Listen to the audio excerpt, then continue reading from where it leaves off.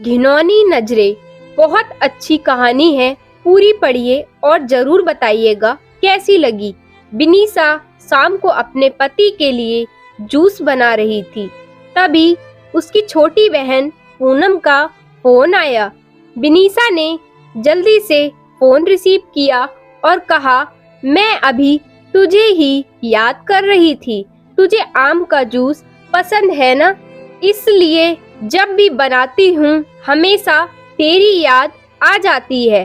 पर बिनीसा की बहन पूनम बिल्कुल खामोश थी। जब बिनीसा ने उसकी खामोशी का कारण पूछा तो पूनम की सिसकियों की आवाज बिनीसा के कानों में साफ सुनाई पड़ रही थी। बिनीसा बहुत घबरा गई और उसने पूनम से जोर देकर पूछा कि आखिर हुआ क्या है। तब पूनम ने डरते डरते बताना शुरू किया कि अभी मेरे मोबाइल पर किसी अनजान व्यक्ति का फोन आया था और वह मुझे कह रहा था कि वह मुझे जानता है और उसके पास मेरी कुछ फोटोज हैं और अगर मैंने उसकी बातें और शर्त नहीं मानी तो वह उन फोटोज को इंटरनेट पर डाल देगा। तब बिनीसा ने पूनम से कहा, दीदी मुझे उस इंसान से डर नहीं लग रहा पर मुझे उसकी बातों से बहुत डर लग रहा है। यह कहकर पूनम रोने लगी। तभी बिनीसा ने कहा, तो बताना उस इंसान ने क्या कहा है तुझे? तब पूनम बोली, उसने मुझे कहा है कि अगर वह मेरी फोटो इंटरनेट पे नहीं डाले तो मुझे उसकी सारी मांगे पूरी करनी होंगी। उसने कहा कि आज रात वह मेरे घर पर आएगा। और इतना कहते ही पूनम जोर जोर से रोने लगी और रोते रोते बोली, दीदी मुझे उसकी बातें सुनकर घिन आ रही है। ऐसा लग रहा है जैसे उसने मेरे साथ कुछ गलत कर दिया हो। अगर अभी वह मेरे सामने आ जाए तो मैं उसे इसी वक्त जान से मार दूंगी। इतना कहकर पूनम चीखने लगी। तभी बिनीसा ने पूनम से कहा, अरे पूनम तू संभाल अपने आप को और मुझे उस घिनौने इंसान के नंबर भेज, मैं उसे अभी मजा चखाती हूँ। यह कहकर बिनीसा ने फोन काट दिया। पूनम ने उस बदमाश के नंबर और उनके बीच हुई बात को रिकॉर्डिंग बिनीसा को भेजी। जब बिनीसा ने वह रिकॉर्डिंग अपने पति को सुनाई तो दोनों के होश उड़ गए। बिनीसा और पूनम दो बहनें हैं।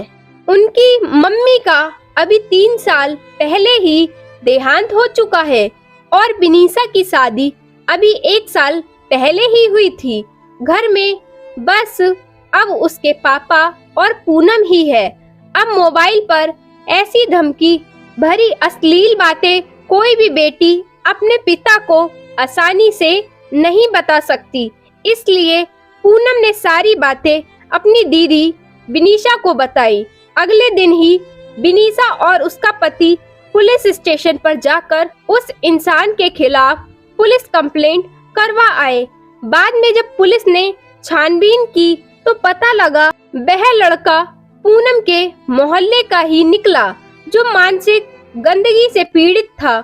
उसकी सोच और उसके परिवार हर एक लड़की के प्रति घिनौनी नजर रखते थे।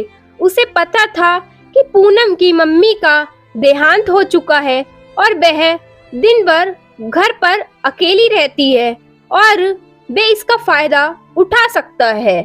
और वह लड़का अपनी बुरी नजरों और घटिया बातों से पूनम की आत्मा के साथ खिलवाड़ कर रहा था।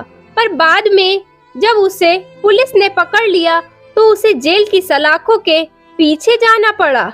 आज भी हमारे समाज में उस जैसे मानसिक रोगी बैठे हैं जो हजारों लड़कियों की आत्मा के साथ खिलवाड़ कर रहे हैं।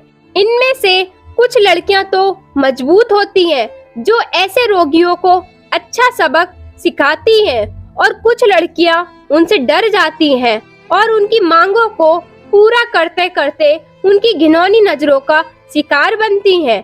पर आज समय आ गया है कि ऐसे मानसिक रोगियों को हम लड़कियां ही सबक सिखा सकती हैं। इसलिए लड़कियों को उनसे डरने की बजाय उनका डटकर सामना करना चाहिए। अगर आपको हमारी कहानी पसंद आए तो वीडियो को लाइक, शेयर एंड सब्सक्राइब करना बिल्कुल ना भूलें। यदि आप हमारे चैनल पर नए हैं तो चैनल को सब्सक्राइब कर नोटिफिकेशन बेल को ऑल पर सिलेक्ट करें ताकि आप तक हमारी वीडियो सबसे पहले पहुंचे।